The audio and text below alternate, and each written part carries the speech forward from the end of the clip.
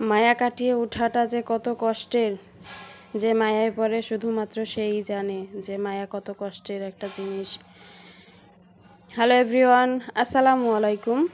Welcome to my daily lifestyle blog. আশা করি যে যেখান থেকে আমার এই ব্লগটা দেখতেছেন, আলহামদুলিল্লাহ আল্লাহর রহমতে সকলে ভালো আছেন এবং আলহামদুলিল্লাহ আল্লাহর রহমতে আমরাও ভালো আছি আপনাদের দোয়া ও ভালোবাসায়। নিত্যদিনের মতো আবারও চলে আসলাম ছোট্ট একটা ব্লগ নিয়ে আপনাদের মাঝে। আশা করি আপনাদের ভালো লাগবে, আর ভালো লাগলে অবশ্যই আপুটা এই ছোট্ট বোনটাকে সাপোর্ট করবেন, ভালোবেসে পাশে থাকবেন। যাই হোক, আমার প্রতিদিনের ব্লগের মতো আজকের ব্লগটাও হচ্ছে সন্ধ্যার পর। আমাদের বাসায় বাজার মূলত সন্ধ্যার পর নিয়ে আসে, তারপরে টুকিটাকি কাজ শুরু হয়ে যায়। সারাদিন সেরকম কোনো কাজ থাকে না। তো আপনাদের ভাইয়া আসার সময় বাজার নিয়ে আসছে, তো সেগুলো আপনাদের সাথে শেয়ার করে দিচ্ছি। আশা করি ভালো লাগবে। এখানে বাজারের মধ্যে এনেছিল হচ্ছে আমসত্ত্ব, বিভিন্ন রকমের আচার খেতে আপনাদের ভাইয়া খুবই ভালোবাসে এবং শুকনা খাবার খেতে খুবই ভালোবাসে, যা বলার বাহিরে।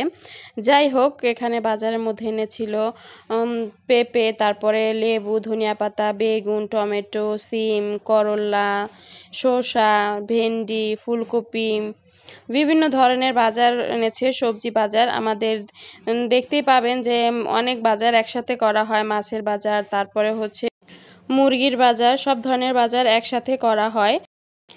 এখন আস্তে আস্তে সব বাজারগুলো গুছিয়ে নিব। প্রথমে আমার শাশুড়ির জন্য যে পান এনেছিল, সেই পানটা ভালো করে ধুয়ে তারপরে পানি ঝাড়া দিয়ে ফ্রিজে রেখে দেব।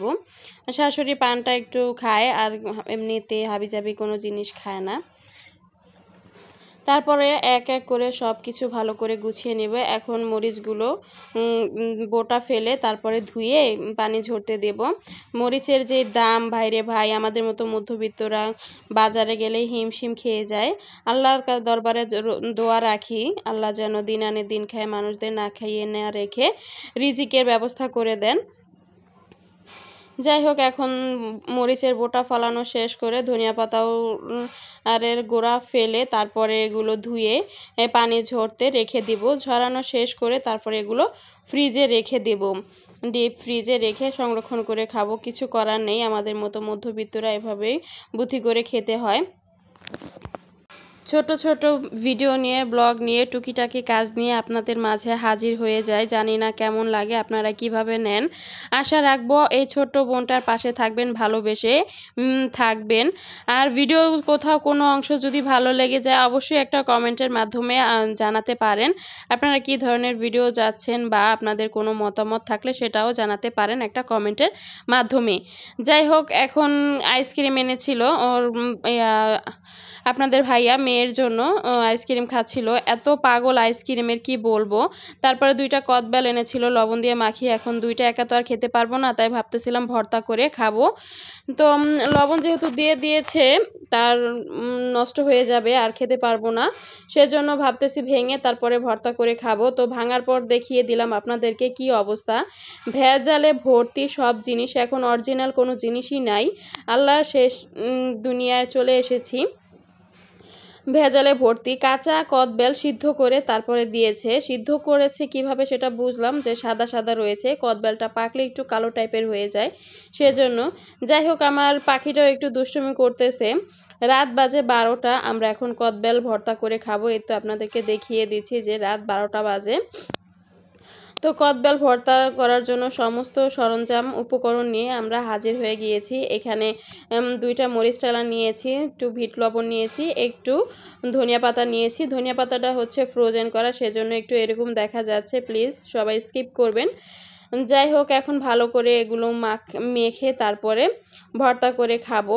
আমাদের ঘরটা হচ্ছে পাগলের কারখানা, কেউ কিছু মাইন্ড করবেন না। আমরা এক এক টাইমে এক এক কিছু করি আর কি। আস্তে আস্তে দেখতে দেখতে জানবেন আমরা কোন টাইপের মানুষ আর কীরকম।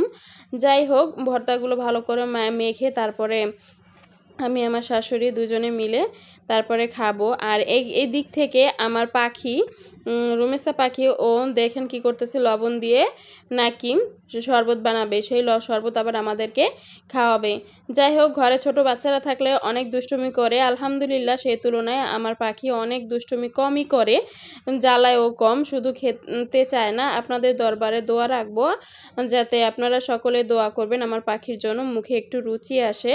যাই হোক, ভিডিও শেষ প্রান্তে চলে এসেছি, ছোট ছোট ভিডিও নিয়ে আপনাদের মাঝে হাজির হয়ে যাই।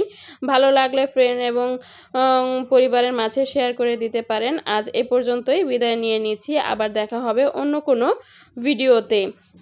আসসালামু আলাইকুম, আল্লাহ হাফেজ।